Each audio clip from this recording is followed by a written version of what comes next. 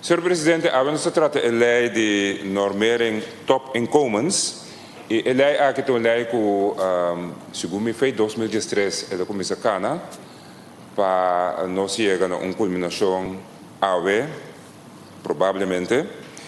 E senhor, a lei aqui tem uma lei que, manente bisa na holandês, heeft heel veel voeten in aarde. Significa que a lei aqui vai bem diferente vez.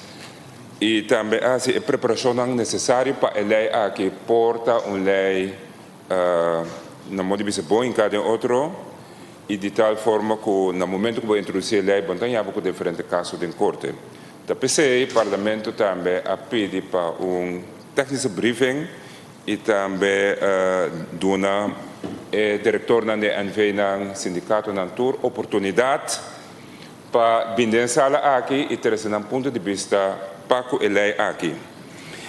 E senhor Presidente, nós verwachten que a lei aqui também Parlamento de tal forma que nós por passar fase de sobre a hobby preparação da tem e basicamente toda gente estava de acordo com a lei que mestre bem e mestre bem normering para top inkomens que mende tem consenso completo do Parlamento, pero também para o qual trata o governo sindicato diretor etc.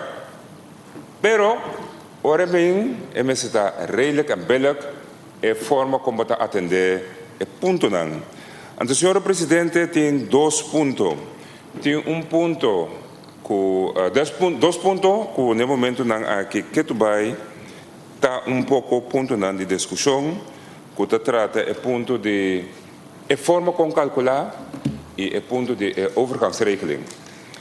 Senhor Presidente, a mim trata é parte de overgangsregeling.